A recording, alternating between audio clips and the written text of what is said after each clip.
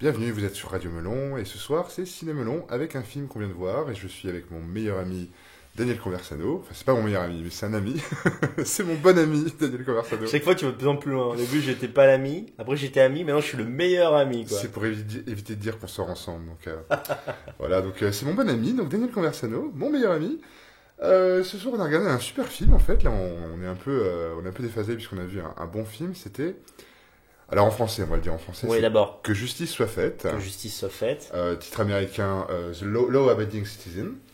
Réalisé par F. Gary Gray, scénario de Kurt Zimmer, avec Gerard Butler, Jamie Foxx, Colm Meaney, Viola Davis, et c'est tout. Il est sympa, il cite tout le monde.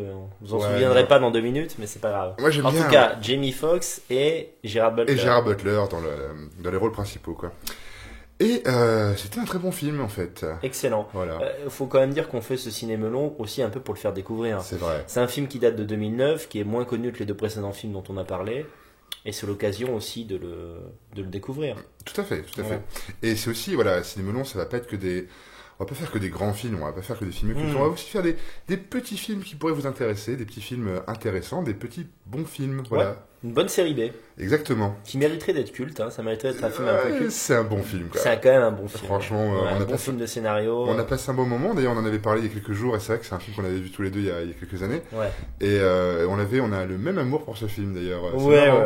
ouais. C'est marrant. Donc on va faire une petite analyse sympa, hein. On va pas vous casser les couilles avec ça, mais On le répète, si c'est nécessaire. Si vous n'avez pas vu le film, regardez-le avant voilà, de voir. arrêtez, mettez sur Parce pause. que c'est vraiment un film de suspense où toutes les 5-10 minutes il y a un rebondissement. Voilà. Donc là, on va vraiment vous niquer le film. On fait de l'après-séance. C'est clair. Donc il y aura du spoiler. On va pas tout vous spoiler sur ce film-là parce que voilà, Ouais, on va garder quelques petites. ça fait partie de ces films de braquage, de ces films de manipulation, de ces films de stratégie, où c'est quand même important d'avoir des rebondissements, justement, d'avoir Bien des sûr, surprises. Donc on va pas tout vous spoiler, mais on va quand même vous spoiler quand même pas mal de choses.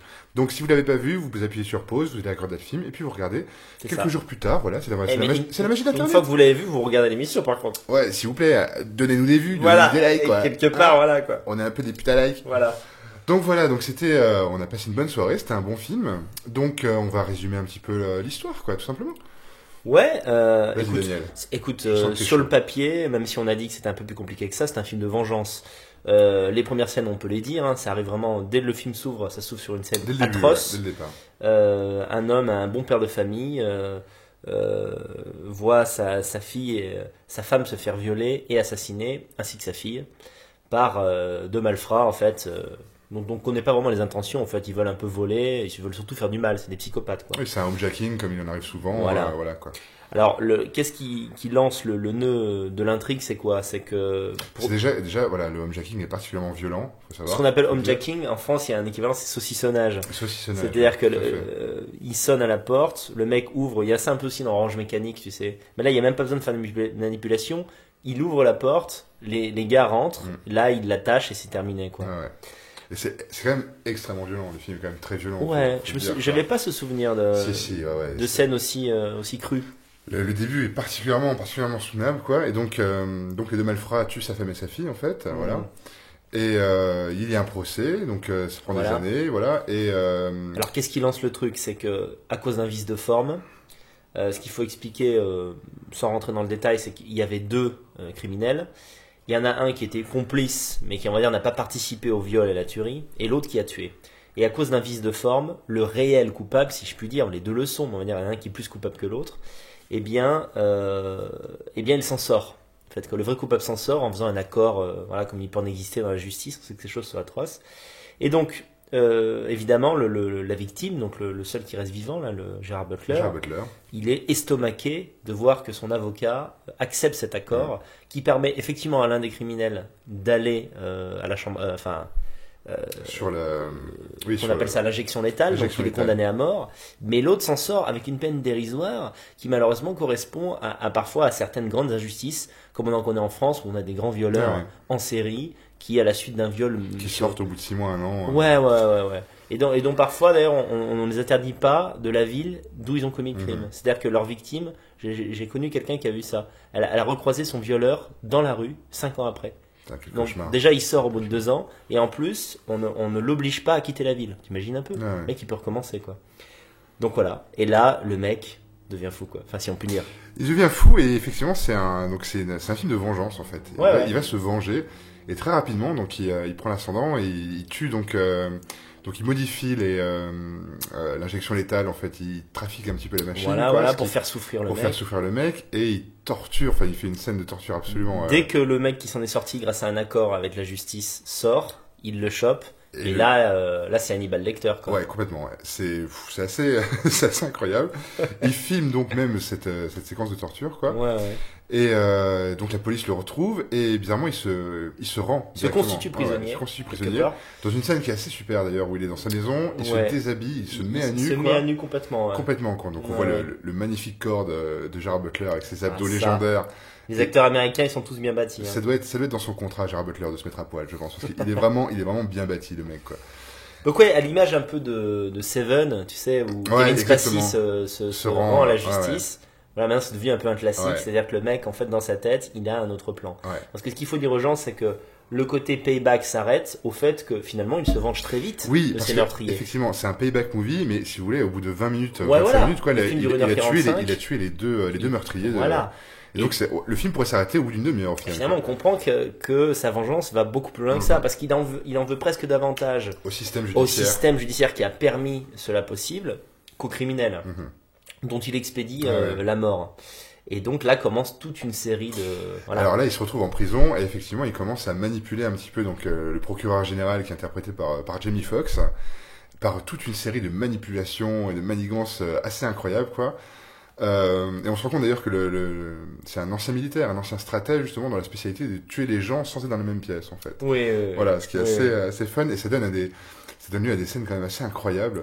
Disons que ça c'est un élément de cinéma, c'est-à-dire que tout un chacun, moi, toi, on pourrait imaginer ce genre de vengeance, mais c'est très dur à mettre en place. Dans la vraie vie, il se trouve que le mec, c'est un genre de MacGyver du vice, donc il arrive à se venger. Mais ça, c'est un détail du spectacle. Le fait est qu'en tout cas, il veut remonter l'échelle des causes pour en arriver à qu'est-ce qui est vraiment le responsable. Il se bat contre le système. En fait. Voilà, faut dire ce qui est. Déjà, il en apprend les rouages. Et il le retourne à son avantage. C'est ça qui est beau, c'est-à-dire qu'effectivement, nous, moi honnêtement, je ne connais pas la loi française dans les détails. Il faudrait l'apprendre pour pouvoir baiser le système. Ce que lui fait. Voilà. Donc, à un certain nombre d'étapes, encore une fois, on rentre pas dans le détail, mais il arrive à ne pas se faire mettre, je dirais, une peine de prison immédiate. Parce qu'il a toujours quelque chose à révéler. Et c'est comme ça qu'il arrive à tenir le système judiciaire. Bon, sans compter qu'il arrive à mettre des gens à mort. Hein. C'est assez incroyable, quoi. C'est en fait, tout le film, toutes les situations, il les tient à son avantage au final, quoi. C'est assez fort, quoi. Donc voilà, il y a une référence dans le film qui est assez intéressante. C'est von Clausewitz. Il en parle d'ailleurs. C'est un grand stratège allemand, en fait. Ouais, c'est un auteur d'un livre qui s'appelle De la guerre, qui parle de la stratégie à comment dirais-je, à avoir pour perturber l'adversaire. Et d'ailleurs, il y a une citation qu'on voit dans le film, c'est pour vaincre l'ennemi, il faut le toucher à cœur. Oui. Et c'est exactement ce qu'il fait. C'est exactement ce qu'il fait. Ouais. Et j'ajoute aussi que on n'a pas parlé du réalisateur du film. Non, alors Edgar Egret, c'est très intéressant parce que personnellement, c'est un réalisateur que j'aime beaucoup en fait. C'est le réalisateur de Friday avec Ice Cube. Et c'est un réalisateur qui a fait pas mal de clips de Ice Cube. Il a réalisé également Braquage à l'italienne. Le négociateur. Le négociateur en 98. Alors moi j'adore ce film. C'est vieux, mais c'est un bon film. Jackson et Kevin Spacey. Ce film est excellent, justement sur la stratégie aussi. Oui, tout à fait. Il y a des petites ressemblances. Braquage à l'italienne. Et qu'est-ce que j'avais on a vu sa filmographie tout à l'heure. On va la regarder à nouveau. Et pendant qu'Arnaud cherche sa filmo là sur Allociné. Il a fait aussi l'année dernière Straight Out of Compton, donc sur l'histoire de Public Enemy. Oui, il avait fait un film avec Vin Diesel, Un homme à part. Un homme à part, qui fait partie des meilleurs films de Vin Diesel, si on peut établir un classement. Ce film est excellent en fait. Et un autre film que j'aime beaucoup en 2005, c'est Be Cool, qui est la suite d'un film que j'adore aussi, qui s'appelle Get Shorty, avec John Travolta, et la suite de Be Cool était vachement sympa. Ouais, je l'ai pas vu, mais je me souviens de la sortie de ce film. C'était très très intéressant en fait. Pour moi, c'est un super réalisateur. D'ailleurs, il y a des petits moments de grâce dans ce film. Je trouve qu'il a une réalisation très académique. Il a une réalisation très très soft en fait. il abuse pas justement de certains artifices cinématographiques. Il fait des longs plans, il fait des beaux travelling Oui, en oui. fait. Oui, Voilà. c'est vraiment du cinéma américain C'est vraiment en du toute beau sa cinéma splendeur. américain dans toute sa splendeur quoi. Et il y a un moment où je sais que quand un des malfrats s'évade quoi, Ouais. il se retrouve sur les toits et il y a un travelling latéral qui est magnifique avec Ouais. la ville en arrière-plan, la neige et tout. Mm. C'est absolument Non, magnifique. c'est propre, il n'y a rien Ouais, à dire ouais. sur la réalisation, quoi. C'est un très très bon réalisateur. Le réalisateur d'ailleurs c'est le scénariste, excusez-moi, c'est Kurt Zimmer. C'est aussi intéressant parce que c'est le scénariste de beaucoup de succès, donc le remake de Total Recall récemment, Ouais. mais aussi un film que j'aime beaucoup qui s'appelle Salt D'accord. avec Angelina Jolie, Ouais. qui est, je sais pas si tu l'as vu, Non, mais, j'ai pas vu, ah ça à voir absolument, de Philip Noyce avec Angelina Jolie dans ce rôle d'un espion russe.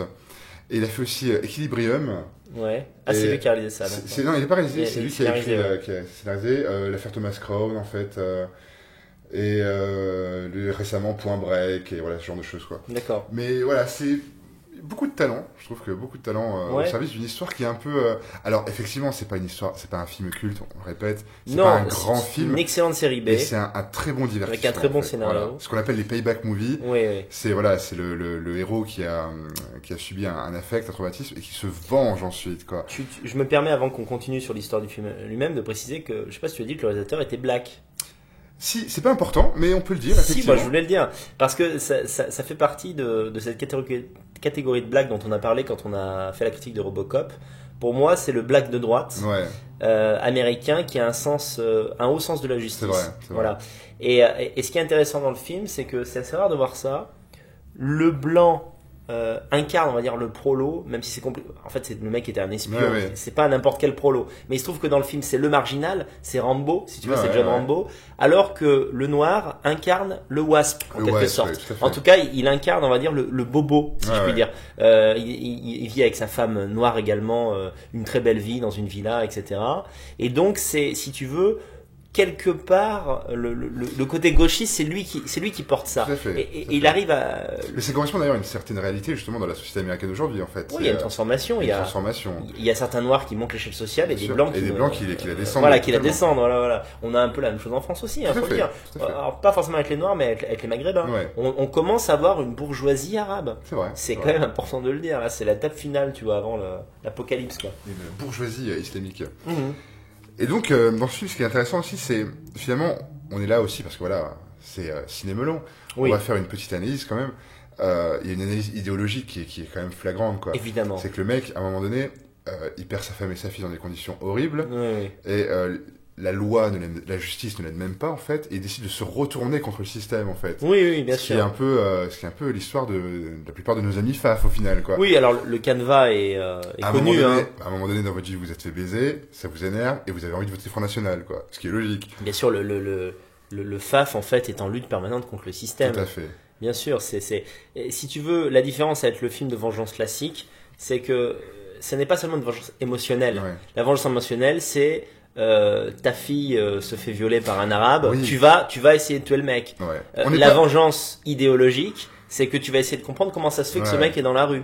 on n'est pas dans Qui l'a mis Nightwatch. là On n'est pas dans Nightwatch Voilà, voilà. avec On Charles n'est même Bronson. pas dans la justifiée. Voilà, c'est Voilà, ça. on n'est pas dans Nightwatch avec Charles Bronson, où Charles Bronson décide d'aller aider justement des gens qui se sont fait violer, enfin qui se sont fait aider quoi, Oui, pour une vengeance brute et directe Oui, en fait. oui. Parce que moi j'adore Nightwatch, hein, j'adore Charles Bronson, oui. mais là c'est quand même un peu plus compliqué en fait. Le mec il est Ouais. dans une idéologie, il décide de retourner, enfin C'est vrai de que se battre contre le système C'est plus judiciaire qu'un en film fait. de droite, c'est un film fasciste, quoi. Tout à fait. Au sens vraiment haine des élites telles qu'elles sont Ouais. aujourd'hui, quoi.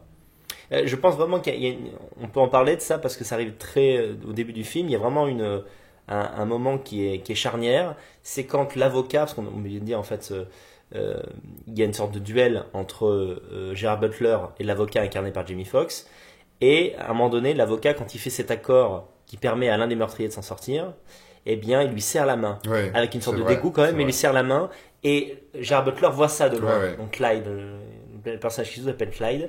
Et là, c'est vraiment le moment où il y a même un petit regard avec Jamie Foxx. Il lui dit, non mais là, t'as pactisé avec le diable. Ouais, ouais. Tu vois quoi. Et finalement, il le paye tout le reste du film. C'est là qu'il bascule au final. Voilà, là qu'il c'est dit, ça. ouais. C'est vraiment un homme en guerre sainte contre l'injustice avec un grand I, tu Ouais, vois, ouais. quelle qu'elle soit, quoi. D'ailleurs, il y a une dualité très forte, ne serait-ce que d'ailleurs entre les deux personnages principaux, Oui. entre Gerard Butler et Jamie Foxx. Il y en a un qui est blanc, il y en a un qui est noir, il y en a un qui justement qui est stratège, l'autre qui essaye justement d'arranger, qui essaye comment dire, de manipuler un petit peu les choses à son avantage c'est vraiment pour une justice qui est totalement corrompue, quoi, à la base. Oui, mais finalement, la différence entre les deux est assez ténue. Ouais. Parce que, bien sûr que Jamie Foxx, donc le noir, il est d'accord sur le fait que ces meurtriers méritent de mourir. Mais lui, comme c'est un avocat, il est dans le légalisme. Ouais, Et l'autre, en fait, ce qu'il lui montre, pour moi, c'est vraiment l'enseignement du film. Il lui dit, tu sais, en gros, on est légaliste tant qu'on n'a pas souffert. Tout à fait. Tu vois? Tout à fait. Et tout le film, c'est un processus initiatique pour faire comprendre aux bobos, entendu au sens conceptuel général, oui, mais la loi, c'est sympa 5 minutes, quoi. C'est vrai. Mais quand à un moment donné... D'ailleurs, à la fin, Jamie Foxx bascule aussi, finalement. Et Exactement. Il dit jamais et plus jamais je ne... quand il parle des meurtriers, plus jamais je ne leur accorderai des droits, en fait. Voilà, il devient lui-même fasciste, au final, quoi. Et finalement, la leçon que lui a donnée l'autre, voilà. c'est ça. Voilà. Oui, parce que là, on pourrait dire qu'il y a différentes définitions du fascisme, mais là, c'est le principe d'aller le raccourci vers la solution finale. Excusez-moi de l'expression qui est très connotée. Mais c'est vraiment ça. Et d'ailleurs, rappelle-toi, quand à un moment donné, il y a une petite scène où il y a un informateur qui leur explique qu'en gros, ils ont affaire à un gars qui est un génie, quoi. C'est un MacGyver, voilà. Donc il dit, bon, là, il a les boules, il va se venger, il va vous niquer. Et donc Jamie Foxx lui dit, mais comment on peut l'arrêter? Comment on peut l'arrêter dans son processus de vengeance? Il a dit, vous pouvez pas, à part en lui mettant une balle dans la tête.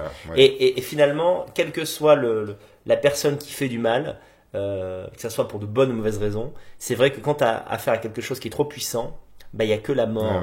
Et c'est expéditif. Effectivement, c'est pas juste. Non, mais c'est un truc. Et en plus, c'est un truc que je comprends, parce que finalement, pour des gens comme nous, le seul truc qui pourrait nous arrêter, c'est qu'on nous mette 3 balles dans la tête au final, quoi, aussi. Non, mais c'est exactement ça. Mais le principe du crime politique, c'est ça. C'est ça qu'il faut bien comprendre. Pourquoi Trotsky se fait buter au Mexique? C'est pas seulement une vengeance, c'est qu'à un moment donné, Staline se dit, mais qu'est-ce qu'on fait si le mec revient, quoi? Parce que on peut pas empêcher quelqu'un d'être génial, tu vois. Non, mais c'est vrai. Non, mais c'est vrai. Quand c'est un génie 10 ans après, quoi, tu vois. Donc, il y a ça. Voilà. Enfin, c'est vraiment un film.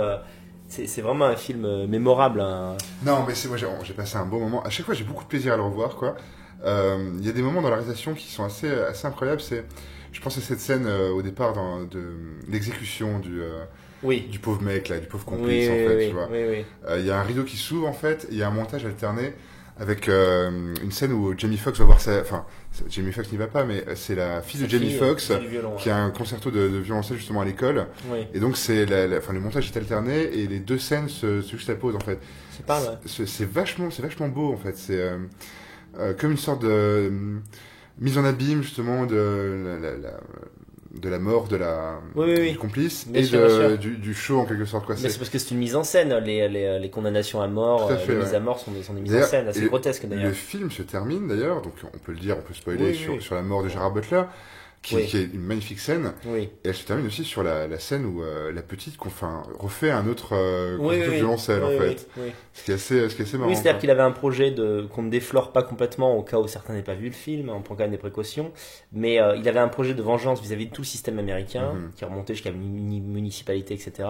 Cela échoue, parce que Jamie Foxx est plus malin que lui sur la fin, mais ce qu'on peut noter quand même, c'est que il ne meurt pas malheureux. Il n'a pas la haine d'avoir perdu. Déjà, Jamie Foxx le délivre de sa haine. C'est la beauté du combat idéologique, en fait. C'est-à-dire Bien sûr. On peut, à partir du moment où on suit son idéologie, on suit ses convictions, on peut mourir et... tu meurs en rigolant. Voilà. T'as fait tout ce que t'as pu. À un moment donné, ça s'arrête parce que tous les plus grands, Jules César aussi s'est fait tuer, hein, bêtement d'ailleurs. Donc, on voit quand même, pour moi, ça aussi c'est faf. C'est l'idée qu'en fait, il a pas perdu. Il meurt pas dans la frustration, il meurt pas dans l'aigreur. Il a tenté un truc, il a donné des leçons, il s'est vengé, tu vois quoi. Et ça a quand même du sens. Il y a un autre moment pour moi qui est assez faf aussi, c'est quand l'avocat, donc Jamie Foxx, essaye de jouer la corde émotionnelle et il lui dit, mais tu sais, ta femme et ta fille, elles seraient pas contentes de voir ce que tu fais. Et lui répond, ma femme et ma fille ne sentent plus rien. Voilà. En fait. C'est une forme de pragmatisme athée, on pourrait le dire, quoi. Mais qui à ce moment-là a du sens parce qu'en fait, tu as un homme qui essaie de le flétrir sa motivation en jouant la sensiblerie, en disant, mais non, tu dois pas faire ça. Alors qu'au fond, Jamie Foxx le fait par peur de mourir lui-même. Il veut simplement que le mec, avec cette toupie infernale, arrête de tuer des gens, tu vois. Et l'autre lui dit, non mais attends, elles sont mortes, ok. Donc c'est pas pour elles que je fais ça. C'est pour moi et c'est pour la justice. Et c'est pour vous aussi. Et c'est pour vous, voilà. Et ça c'est beau parce que c'est vraiment le chevalier, tu vois, le chevalier blanc, le chevalier blanc, quoi. Et ça, c'est vraiment beau. Pour moi, vraiment, c'est pas anodin, tu vois. J'ai vraiment précisé que le film a été réalisé par un noir. Parce que j'ai vu un certain nombre de films de ce réalisateur. Et c'est un des rares réalisateurs black qui n'est pas anti-blanc. Il faut quand même le préciser, quoi. C'est vrai. Et moi, je dirais même que je vois ce film comme un avertissement, tu vois. C'est un avertissement, c'est-à-dire l'homme blanc qui vit paisiblement, des temps pacifiques, il est gentil, il est de gauche quelque part, ou alors en tout cas il laisse faire, il accorde du crédit aux gens, genre avant de me penser que t'es un enculé, je vais laisser voir à quel point t'es un enculé. Quand il s'énerve, ça devient nazi. C'est vrai. Tu vois. Et c'est d'ailleurs le truc avec les blancs, c'est que les blancs sont très gentils, trop gentils d'ailleurs. Mais quand ils deviennent méchants, ils deviennent très méchants, voire trop méchants, quoi. C'est-à-dire que la sagacité et l'intelligence couplées au vice, c'est terrible. Tu vois, quoi. C'est clair. Et en son temps, le nazisme, c'était ça. Ouais. Tu vois, il faut pas les gens qui te disent non, mais en fait, tu sais, ils essayent de. Oui, diaboliser les Allemands, ça faut arrêter ces conneries. Oui, ils essaient de dédiaboliser le nazisme en lui-même. Alors que, je veux dire, il y a évidemment de la violence dans le nazisme. Bien sûr. C'est ridicule de prétendre le contraire, tu vois, quoi. Mais ils sont devenus violents, ils sont devenus extrêmement violents. Parce qu'avant c'était too much, quoi, c'est tout. C'est-à-dire que. Voilà, en tout cas, le procédé, et les blancs sont comme ça, ils oscillent, tu vois. Trop gentils. Ou trop méchants. Trop méchants. Tu vois, on est comme ça, tu vois. Faut pas nous chercher, quoi. Et ce film montre vraiment ça. Il montre vraiment ça et c'est assez beau. C'est vrai que c'est beau. C'est beau. On conseille en tout cas à toutes les personnes qui ont vu qui aiment. Et je trouve aussi que le film est vraiment une masturbation du spectateur. C'est-à-dire que les gens ont soif de justice, Arnaud. Et ces films-là les vengent un petit peu, quoi. Tout à fait. D'ailleurs, dans le plaisir, un peu le plaisir coupable de regarder justement tous ces rebondissements, toutes ces stratégies, toutes ces manigances justement pour réussir, pour réussir son plan, quoi, en fait, au final, quoi. Oui, c'est ça. On appelle ça des plaisirs coupables de spectateurs, mais c'est agréable de voir, je sais pas, par exemple, un juge mourir, ou de voir un avocat véreux, ou de voir un pédophile souffrir. En fait, on a tous besoin de voir ça, en fait. Surtout en France, avec ce qu'on vit. Je veux dire, le laxisme des juges face à la délinquance en c'est un truc qui nous rend fous. Ça nous rend fous. Et en fait, dans le film, il te montre bien que les juges, en réalité, sont tellement collés à la loi qu'ils en deviennent des êtres profondément injustes. D'ailleurs, c'est un peu le problème de la justice. On dit toujours que la justice n'est pas humaine. Et c'est bien dans un sens qu'elle soit pas humaine. Elle doit être impartiale.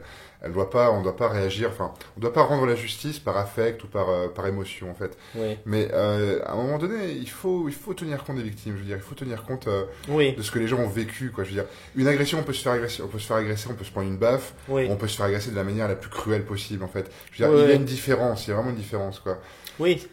Ce qui est sûr, c'est que ce qui fait peur avec la justice, surtout aux États-Unis où la peine de mort existe, c'est l'idée d'une faute judiciaire. C'est-à-dire, en fait, en gros, on envoie à la chambre à gaz, ou on envoie à la chaise électrique un innocent. Ça, c'est terrible, effectivement. Donc, c'est pour ça que la justice doit prendre des pincettes, elle doit prendre son temps. Mais quand on est convaincu de la culpabilité de quelqu'un, le laisser sortir pour vice de forme, c'est insupportable. L'idée est inconcevable. Et vraiment, il y a une scène aussi que j'adore dans le film, qu'on peut déflorer parce qu'elle n'a pas tellement d'importance.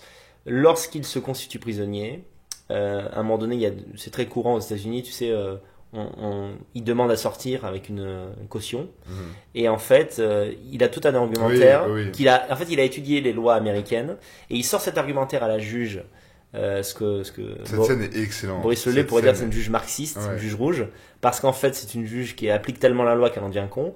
Et donc, elle accepte qu'il sorte. Et juste après, elle lui dit, mais vous plaisantez en fait, quoi. Je vous ai sorti 3 tours de passe-passe de mon chapeau et vous me faites sortir. Gueule, en fait. Et là, il explose. Il est hyper vulgaire avec elle. Il la traite de conne. Il lui dit qu'elle aime bien se faire enculer. Enfin, tu vois, ça devient vraiment le pauvre qui a affaire à la débilité de certains puissants, tu vois. Et qui est le super troll. Ouais. Ah ouais, là, il lui fait un triple lutz devant la face, quoi. Et juste après ça, donc là, à ce moment-là, elle refuse sa demande de caution, évidemment, quoi. Il est emmené en prison et il a un petit mot à l'avocat. Il lui dit à bientôt, Nick. C'est-à-dire qu'il reprend son calme. Cette scène est extraordinaire. Parce que à ce moment-là, tu réalises que le mec n'est plus humain. C'est-à-dire que du moment que sa femme et sa fille sont mortes, il a quitté l'humanité et ça devient un robot vengeur, un peu excentrique à la façon du Joker dans Batman. Mais en fait, il sait très bien ce qu'il fait. Et j'aime en fait ces scènes où tu sens qu'une personne a quitté, on va dire, le champ de l'humanité classique pour être en mode machine. Tout à fait, en mode machine. Et là, à ce moment-là, pour moi, c'est un peu le mec, c'est Robocop en fait, quoi. Et justement, mais c'est intéressant ce que tu dis sur le mode machine, parce que c'est un mec au départ, c'est le héros, tu vois, c'est Gérard Butler d'ailleurs, c'est le personnage principal. et tu as de l'affection pour lui. Tu le suis, tu veux qu'il réussisse. Oui, tu veux tout à fait. Et au fur et à mesure du film, en fait, finalement, de par le fait qu'il veut, qu'il veut retourner le système, il devient une sorte de méchant, quoi. Mais tu as de la compassion pour ce méchant. Tu l'aimes, tu veux qu'il réussisse, tu veux le... Un peu comme dans Orange Mécanique d'ailleurs. Tout à fait. Au début, alors c'est un peu le contraire. Au début, tu détestes le personnage et finalement, tu te dis, il est pas plus pourri que les autres. Et là, c'est l'inverse. Et j'aime bien quand tu as justement de la compassion pour le méchant. J'aime quand tu comprends le point de vue d'un méchant, en fait. J'adore ça, moi, dans les films. On peut quand même aussi préciser que c'est un film qui est sorti dans le système hollywoodien, quand même classique. Et donc, je ne sais pas, peut-être c'est ce que voulait le réalisateur. Mais les réalisateurs américains peuvent pas tout se permettre en termes de morale. Non, bien sûr. Et moi, je pense vraiment qu'il y a quelques morts dans le film qui sont comme des gages pour qu'on accepte à la fin la mort finale du héros. C'est-à-dire qu'il commet des fautes morales. C'est-à-dire que dans ce processus de vengeance, il tue quand même des innocents. Mais la vengeance, le processus de vengeance est une faute morale à la base, au final, puisque... Oui, c'est vrai. D'un point de vue chrétien, on est censé pardonner aussi. Je veux dire, on est censé... tort, c'est vrai. Tu as raison là-dessus. Et à plus forte raison, quand dans ta vengeance, tu commets des dommages collatéraux. Tout à fait. Voilà. Parce qu'il le fait, et c'est le cas du film. Il faut quand même le dire que le soutien que j'ai au personnage s'arrête au fait qu'il tue vraiment beaucoup de gens. Beaucoup d'innocents d'ailleurs. Il tue vraiment beaucoup de gens. Mais le processus initial, la haine initiale contre l'injustice, elle est saine. Et c'est ce qui fait que le film est agréable quand t'es un faf mental à regarder. C'est vrai. Au-delà du fait qu'il y a une très belle photo, que les décors sont très bien.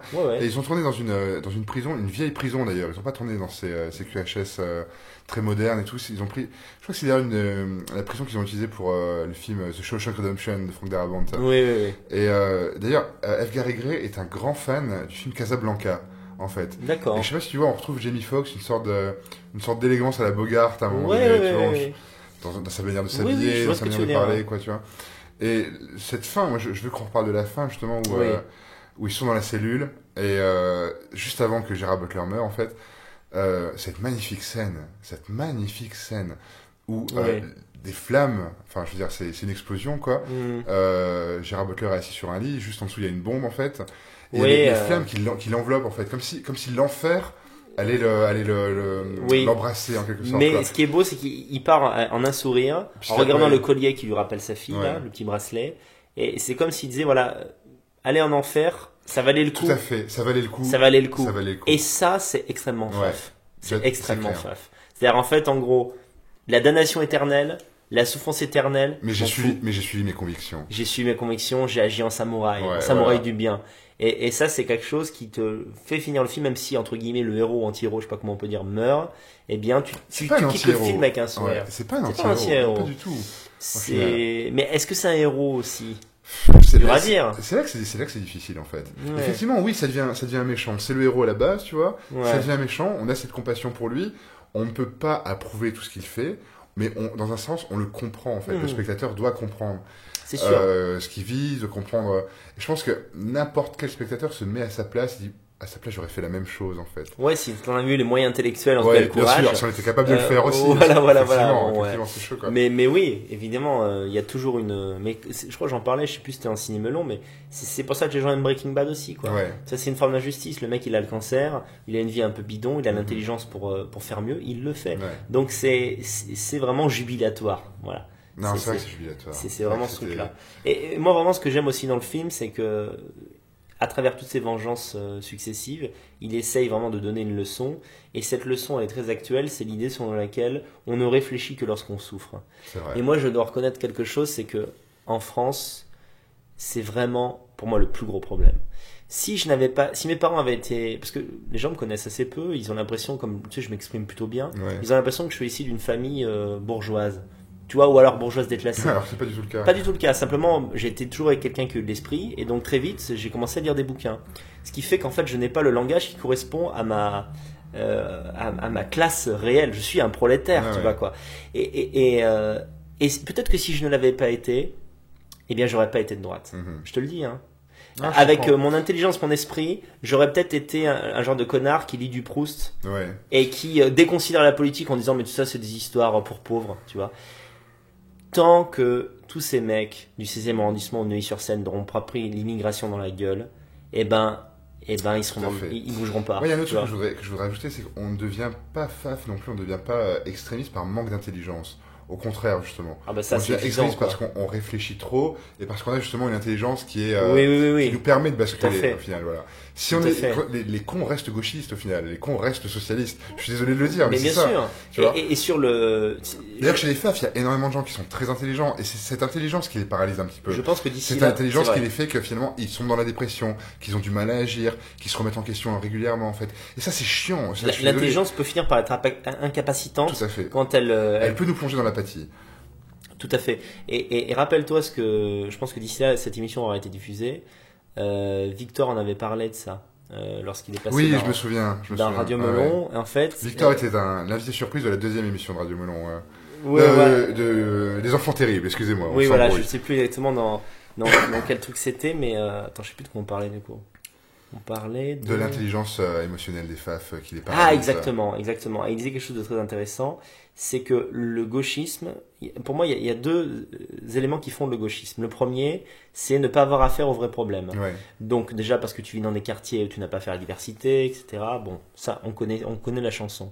Et le deuxième problème, le gauchisme, c'est souvent de la paresse intellectuelle. Tout à fait. C'est de l'inculture. C'est vrai.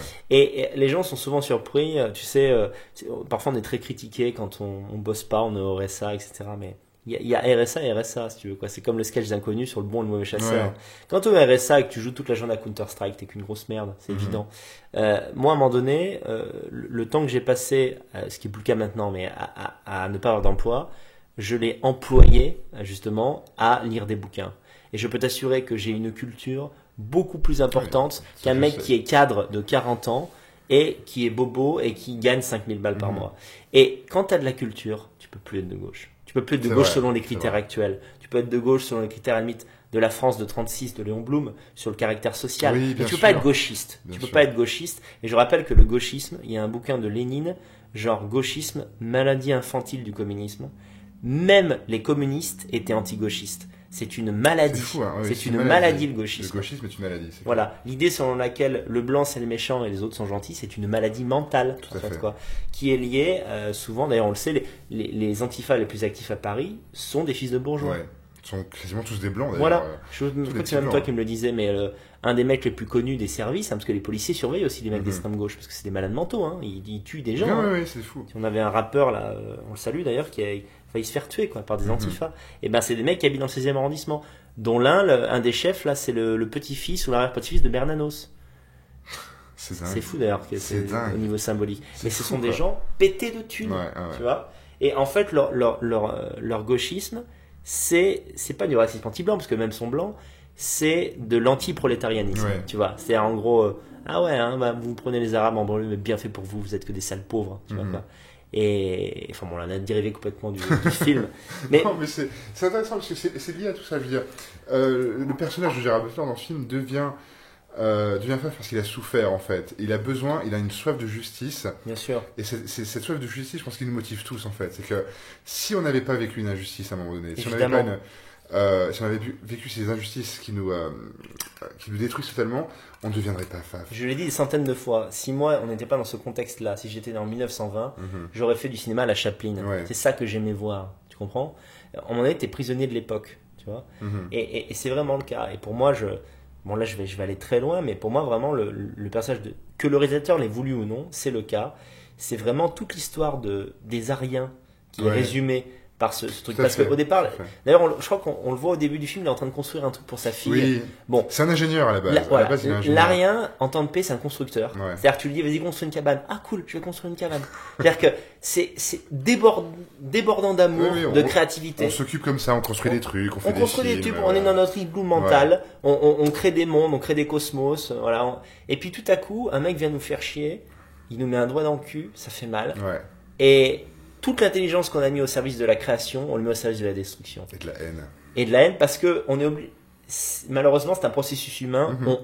on finit par haïr les gens qui nous haïssent. Ouais, tout à fait. Mais regarde combien de temps, là depuis quelques temps, il a fallu 4 ou 5 attentats. Moi je te dis, mais non, en France, plus personne aime les Arabes. Je te le Non, dis, je hein. sais bien, mais ça se voit. Plus personne ne peut les On blairer. discute, moi je discute avec des amis gauchistes qui me disent oui, non, moi je suis quand même pour l'ouverture, je suis quand même pour l'ouverture des frontières, le multiculturalisme, c'est bien, mais sans l'islam, quoi.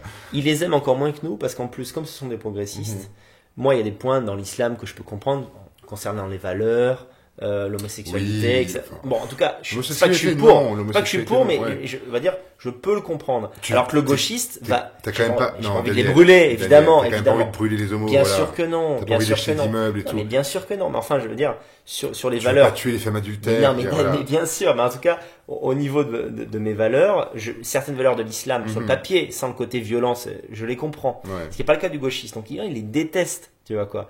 Mais regarde combien d'années il a fallu avant qu'on finisse par admettre cela. Il a fallu des décennies C'est vrai. d'immigration. Ouais. Il a fallu 4 attentats meurtriers ignobles sur le sol français pour que les gens commencent à dire ah putain vraiment il y en a marre, tu vois.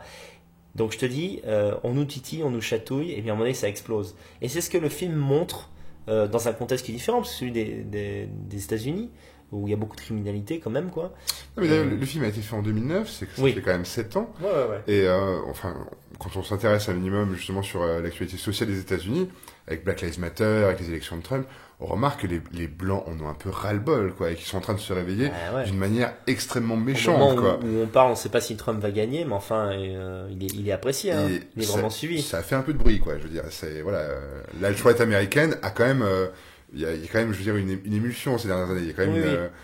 Et puis, ça marche quand même bien, il y a quoi. vraiment Arnaud, il y a vraiment un marxisme racial odieux Bien sûr. au niveau de ce qui se passe aux États-Unis, parce que à chaque fois qu'un noir est tué par la police, on prétend que c'est un crime racial. Oui. Mais enfin, quand un noir est tué par la police, c'est parce qu'au départ il a fait une connerie. À la base. Faut arrêter de faire à la base. croire que t'es noir, tu te balades aux États-Unis, tu te fais plomber pour rien, c'est des conneries. C'est des conneries, Sinon bien tous les sûr. noirs ils partiraient des États-Unis. C'est qu'à un moment donné il y a des délinquants, des noirs, des blancs, et quand c'est un noir et qu'il a fait une connerie, Non, tout ceci, Voilà. tout ceci est une récupération politique. Effectivement, il y a des.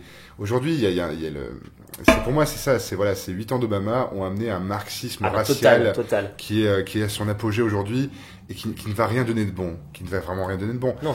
Black Lives Matter, ce sont des extrémistes, effectivement, et ça va. C'est en train de déchirer l'Amérique en deux. D'ailleurs, à la base, Obama a été élu justement pour rassembler les bien communautés, pour essayer d'apaiser un petit peu les tensions raciales. Et au final. Mais non. Tout a explosé, je veux dire. Non, parce que ça a été le candidat anti-white. Donc tu peux pas rassembler quand tu es anti quelque chose.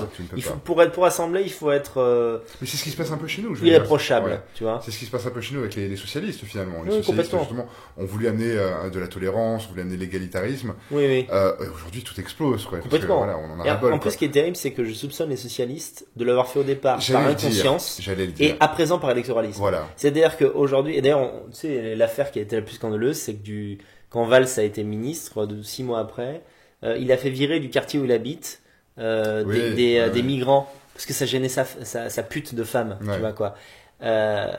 C'est hallucinant, quoi. C'est-à-dire qu'en fait, les gens ont très bien compris le résultat, mais pour pouvoir rester tout en haut de l'échelle, eh ben, ils continuent de trahir. Ouais. C'est encore pire, je crois. Je préférerais qu'ils nous trahissent par pure naïveté, en croyant vraiment que le vivre ensemble c'est possible, que je sais pas ce qui est le Je pire. fais partie de ces gens qui pensent que justement les François Hollande, les Manuel Valls ne sont pas des gens naïfs, que Évidemment que non. Bernard Cazeneuve sait ce qu'il fait. Mais donc ils sont diaboliques. Donc ils sont diaboliques, effectivement, oui, effectivement. C'est-à-dire que pour leurs pommes, ils trahissent Ah non, le peuple français. Hier, on sortait et on a rencontré justement un Hongrois qui nous disait que nos hommes politiques étaient des traîtres absolus, qu'il fallait les tuer, en fait, qu'il fallait les exécuter Oui, pour c'est-à-dire trahison. que le côté, tu vois, genre François Hollande Guignol, ils ont pas du tout ça en Hongrie, Non, quoi. pas du tout. Ils ont compris que ils voient Hollande pour ce qu'il est, un Oui. dictateur Ouais. de gauche anti-blanc. Tout à fait, quoi. tout à fait. Donc voilà, quoi. Encore une fois, on est envahi par la politique, mais ce film nous fait tellement vibrer, en fait. C'est le genre de vengeance qu'on voudrait. Non, je pense tu que vois. c'est une bonne allégorie, justement. Enfin, Ouais. le film a été fait il y a 7 ans, mais je trouve que c'est une magnifique allégorie de ce qui se passe, des tensions raciales qu'il y a aujourd'hui. Oui. D'ailleurs, c'est pas pour rien que les deux personnages, que Jamie Foxx, il y a une différence raciale entre les deux. C'est pas pour rien. Je suis persuadé que c'est pas anodin d'ailleurs. On le redit, F. Gary Gray est un black en fait, Ouais. qui a commencé justement dans le rap avec Ice Cube. Il y a une dimension raciale dont les blacks sont conscients et dont malheureusement beaucoup de blancs tardent à prendre conscience justement. On n'a pas appris aux blancs à combattre les discriminations, on n'a pas appris aux blancs justement qu'ils pouvaient être victimes de racisme à la base, Oui. on n'a pas appris aux blancs à se défendre du racisme, alors qu'on a appris ça aux blacks et aux arabes au final. Donc Oui. c'est important que on est en train de prendre cette conscience tardivement. On est en train d'apprendre à la manière forte, Oui. mais on va devoir l'apprendre, quoi. On va devoir maîtriser ce sujet tôt ou tard, quoi. Oui.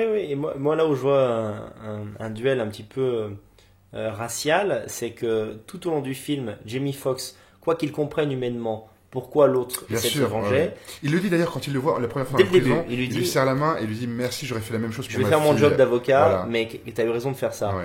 Mais après, ça l'énerve tellement que l'autre soit plus malin que lui, Mhm. que ça devient une guerre d'ego. Ouais. Tout à fait. Et là, il en devient laid en fait, Jamie Foxx. Mhm. Et l'autre, quand même, pendant la majeure partie du film, gagne cette partie intellectuelle. Ouais. Évidemment, comme il est en tôle, il a on finit toujours par se faire gauler. N'importe quel psychopathe finit par se faire avoir. C'est pas une position forte dans le crime. Mais enfin, concrètement, c'est quand même Butler qui gagne le duel Bien sûr, intellectuel. bien sûr. Tu vois, Moi, le combat idéologique est remporté par Butler. ça c'est sûr. D'ailleurs, quoi. Jamie Foxx change à la fin. Je veux dire, il devient lui aussi fave, quoi. Ouais, Il en a fait, appris une il leçon. comprend que la justice est parfois Ouais. impuissante à résoudre certaines Ouais. situations. Tu vois quoi. Et D'ailleurs, la traduction du titre, le film Alors, s'appelle qu'est-ce que ça veut dire, justement Law Abiding Citizen. ouais. Ça se traduit par citoyen respectueux Oh. ou citoyen honnête. Je veux dire, citoyen respectant les lois, en fait. Tu vois, ça veut tout dire. Ouais. Non, c'est vrai, en tout cas, bon, bah. C'était un beau moment de cinéma. c'était Moi, un bon je suis cinéma. encore dedans. Je suis encore.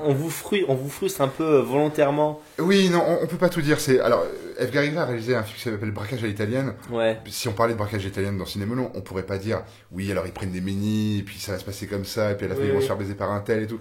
On est obligé de garder un petit peu les surprises, quoi. Je veux dire, je Oui, trouve que oui. c'est un film qui fonctionne principalement grâce à ces surprises. Donc, on vous a spoilé quelques trucs, mais regardez-le parce qu'à chaque fois il y a des petits moments qui sont surprenants, qui sont Oui. il y a des moments où on sursaute en fait. C'est assez agréable, quoi. Oui, on n'a pas montré vraiment le cheminement et qu'est-ce qui se passe sur Non, chaque il faut étape. pas. Ça sert à rien puisque on parle de l'idéologie, on a parlé des grandes lignes.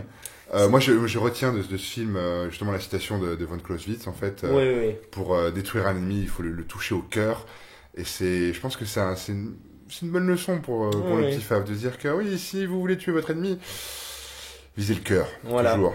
En tout cas, c'est un film qui est assez stimulant sur le plan intellectuel Ouais. parce qu'on essaie de comprendre avant le personnage ce qu'il a prévu dans son plan machiavélique. Ah ouais. C'est un, pour se c'est un venger. grand moment de cinéma. C'est du vrai plaisir de cinéma en fait. Moi, Ouais, j'adore ouais, ça. Complètement, ouais. Ouais. J'adore d'ailleurs les séries B.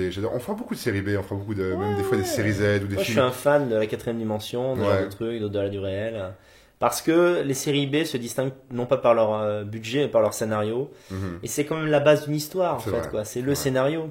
Je veux dire, les moyens après, c'est bon, ils font des bons acteurs pour y croire, Bien sûr. mais D'ailleurs, le film c'est une coproduction allemande aussi. ouais. C'est pas seulement, c'est pas juste un studio américain qui a Ouais, produit et le j'ai vu dans le ciné que Butler avait lui-même un peu produit. truc. Ouais, Ouais. ouais, c'est Donc marrant. il a vraiment cru au projet. D'ailleurs, On c'est- doit quand même dire que Butler, c'est pas n'importe Bien qui. sûr, mais d'ailleurs, je pense que le Ouais. choix est pas anodin. Bah bien sûr. Je pense qu'il a pris justement Butler parce qu'il y a quelques années avant, en C'est 2007, Léonidas c'était dans Léonidas 300. en 300, quoi, qui est une figure faf absolue, quoi. Ouais, voilà, bien sûr, bien Donc, sûr. à mon avis, le choix est très pertinent, quoi. Et d'ailleurs, Jamie Foxx est devenu aussi une sorte d'icône faf aussi pour la communauté black aux Tu veux dire États-Unis. quoi à travers Django, à c'est travers vrai, Django, en c'est fait. vrai, c'est vrai. C'est devenu aussi une sorte de vengeur, quoi. Je veux dire, c'est une opposition des deux Oui, communautés, oui, quoi. oui. Dans Collatéral aussi, c'est lui, non, je crois. Dans Collateral, oui, mais dans Collateral, il est victime, en fait. C'est une victime. Il est victime, justement, mais il se qui devient, transforme qui et il se finit transforme. par. Ouais. Il y a un peu ça aussi, un peu ce cheminement, quoi. Mais j'adore ces films, justement, où les personnages changent au cours, où ils retiennent une leçon et puis ils sont obligés de s'adapter et donc de changer toute leur Ouais. psychologie, en fait. J'aime beaucoup. Oui, c'est une. Oui, tout à fait. L'évolution de l'homme ordinaire en surhomme, En surhomme, le temps d'un ouais. film, Ah ouais. quel que soit le motif, c'est évidemment quelque chose qui renvoie au fascisme. Tout à fait. Tu vois, il n'y a rien de plus beau que quelqu'un qui découvre son potentiel. Ouais. Genre, mais en fait, je suis bon, quoi. Et ça, c'est magnifique à voir, et c'est ce que le film montre. Mhm. Voilà. C'est vrai. Cet homme qui, finalement, ok, il était espion en quelque sorte, Ouais. mais il avait jamais mis ça au service de sa propre cause, de Mhm. lui-même, quoi. C'est un peu dans la filmographie de F. on parlait tout à l'heure Un homme à part avec Oui. Vin Diesel, qui est aussi un bon film aussi, Oui, qui, est tout à aussi, fait. qui est aussi un film, un payback movie finalement, Oui, oui, oui. une vengeance en fait. Oui. Il aime beaucoup d'ailleurs Oui. ces personnages un peu. Ouais, d'ailleurs, pendant que je regardais le film, je me disais, mais c'est quand même fou parce que c'est un genre qui est totalement absent des cinémas français, quoi. Totalement, ouais. Il y avait un super film, alors je me souviens plus du titre. Que la bête meurt, peut-être avec Gérard Lanvin. Non. C'était un film avec Gérard Lanvin où Ah, ils sont à oui. Paris avec sa femme. Sa femme, Si, c'est. si. Je m'en ai parlé il y a 2 jours. oui. Il y a 2 jours, t'avais le titre, mais maintenant tu l'as plus. Il s'achète un Luger justement Ouais, au ouais. puce et il va Ouais. buter les mecs qui ont tué sa femme dans le métro en fait. Ouais, qui ont c'était violé beau. sa femme dans le métro. Je l'ai vu ce film. Ce film est absolument génial en fait. Il n'y a plus beaucoup de ce genre de film en fait. Mais c'est vrai que Parce que l'autodéfense comme concept, ça marche pas en France, c'est ça qui est fou. Non, et C'est vrai que moi, ça me désespère. il y a aussi une propagande qui fait qu'on est obligé de le bannir, quoi, tu vois. Bah ouais, les Il y a armes une sont image, interdites, voilà. tu vois. Il y a une image, les armes sont interdites d'ailleurs. Il y a une Mercado, on pense à toi. Ouais. Mais il y a une propagande anti-autodéfense en fait. C'est Mais- un peu. Moi, je vais te dire un truc. Maintenant, les socialistes sont au pouvoir, à l'heure où on parle. Ils le savent que c'est le verrou à pas faire sauter. Ouais, bien sûr. Tu légalises les armes pour les blancs, c'est la guerre civile. C'est clair. C'est clair. C'est la guerre civile. Donc, en C'est un ayant truc- tort, ils ont raison. C'est un truc qu'Oberton disait dans une interview. Je sais plus où c'était, mais le gouvernement n'a pas peur des Kalachnikov qui sont en banlieue. Il a peur des 20 millions de fusils de chasse qui sont dans les Ah greniers oui. français en fait. Oui, oui, oui. Oui, C'est-à-dire on que. va tort. Mais un citadin blanc à 135 de QI, Ouais. tu l'autorises comme aux États-Unis à avoir des armes. C'est-à-dire qu'il peut se balader avec Mhm. une arme. Tu imagines un peu? Ce serait prom- beau. Non, mais- Ce serait tellement beau. Non, mais la première racaille qui fait chier, c'est terminé. Ouais. quoi. Ouais. Tu autorises les armes, la guerre civile arrive en 5 minutes. quoi. Mhm. Mais il faut le faire. Parce que sinon, la guerre civile, elle sera dans 20 ans et on sera mort. Bien tu vois, sûr. quoi. C'est un droit humain. On a le droit de se protéger On a face le à des droit gens de se qui, de défendre. toute façon, ont des armes. On a le droit de défendre sa famille. Je veux Les dire ça. banlieues, ils sont armés. Ouais, ouais. Ils sont armés. Et c'est plus des couteaux qu'ils ont, les mecs. Oh, réveillez-vous. Ils ont Mm. des flingues. Faites quoi. Ils ont des kalachnikovs. Et ça, ils se fournissent en France. Tu vois? C'est un droit constitué. Enfin, aux États-Unis, c'est un droit constitutionnel, mais c'est un droit qu'on devrait avoir. Je veux dire que Bien sûr. même qu'on ait ce droit, qu'on puisse avoir une arme. Ensuite, libre à nous d'en avoir une ou pas, mais qu'on ait au moins ce droit, dont on dispose de ce droit, quoi. Non, mais vraiment, il y a un problème de droit. Je suis pas avocat, mais quand Mais je le pense droit, qu'on c'est dit- extrêmement important. Je veux dire, pour nous, je veux dire, tout viendra du droit. Je veux dire, c'est le droit qui va nous sauver. En quelque on se rend pas sorte. compte parce que, tu sais, les mentalités évoluent toujours plus doucement que le réel. Tu vois quoi? Le français est un bon bougre. Ouais. Tu vois? Une Le bonne français, pâte. avant de le détourner de son fromage et de son pinard, faut y aller à C'est la clair. tronçonneuse. C'est Tu clair. vois? Donc, on s'est jamais vraiment pensé sur la question. Mais il faut voir à quel point on a un pays qui n'est pas démocratique. Mm. Je veux dire, les États-Unis nous mettent une branlée sur ces deux points. C'est vrai. C'est vrai. N'importe qui peut avoir une arme parce que c'est un droit constitutionnel, comme tu l'as dit. Deuxièmement, le racisme, c'est légal Mm. aux États-Unis. Tu as le droit de fonder un parti en disant ouais, moi, j'aime pas les négros. Ouais, ouais. Tu as le droit. Bah, je suis désolé, mais ça, c'est la liberté absolue. Mm. Parce que si la liberté, c'est de devoir dire ce que le système pense, bah, c'est pas la C'est pas liberté. C'est C'est la du dictature, totalitarisme. Voilà. Voilà. Tu vois, la liberté devrait juste être normée par le mal que tu peux faire à autrui. Effectivement, tuer, c'est mal. Mm. Ok, d'accord. Mais tu devrais avoir le droit de penser que un noir, ça pue. Tu auras Voilà. le droit de penser et le droit de le dire aussi. Voilà, Sûrement, voilà, ouais. c'est ça. Oui, À oui, partir du parce moment où que- tu demandes pas de dire, voilà, le noir pue, on veut tous les exterminer. Bien sûr, Voilà, bien sûr. Ça, c'est illégal, mais je devrais dire oui. Bah, Je ne suis pas d'accord, ou je n'aime pas les noirs, ou voilà. Ouais, voilà. Non, mais On a on le en est droit, au on a point, le droit d'avoir des avis. on peut même plus dire que les noirs courent plus vite que les blancs. C'est un truc de fou, C'est fou, quoi. hein. C'est fou. C'est quand même un truc de malade. C'est Alors une que c'est époque quand même prouvé, quoi. incroyable. C'est une époque incroyable. Je veux dire, 50 socialismes nous auront détruits Voilà. totalement. Et ce film un peu vous venge par procuration. Oui. Donc je vous dis, en fait, ce sera un plaisir coupable de spectateur. Certes, ce n'est que du cinéma. La réalité sera toujours la même après le film. Mais ça vous Mais- confortera dans Pendant 1h40, vous aurez passé un dans bon la moment, pertinence de voilà. vos idées, quoi. Pendant 1h40, vous aurez passé un grand moment de cinéma avec quelques petits plaisirs, quelques petits rebondissements, et ça fait toujours plaisir. Quoi. Voilà. Donc écoutez, je sais pas quel sera le prochain film.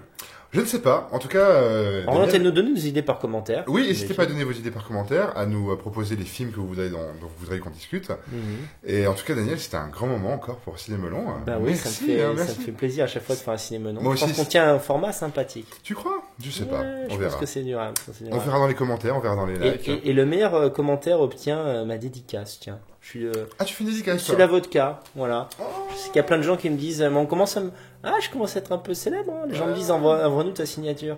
Et ben, le commentaire le plus intelligent recevra ma dédicace. Ah, Je suis ok. pas grand chose, mais c'est mignon. C'est gentil. Moi, C'est mignon. c'est gentil. Voilà. Bravo. Merci, Daniel Conversano. Mais je vous en prie. Voilà. En tout cas, merci à vous de nous avoir écoutés donc, pendant cette petite heure. Ou moins, je ne sais plus. Mhm. En tout cas, à très bientôt. Il y a une prochaine émission pour Ciné Melon. Merci de nous avoir suivis. Merci Daniel d'avoir participé à cette émission. Merci Arnaud et à bientôt les petits gars. À très bientôt les petits loups. Bisous.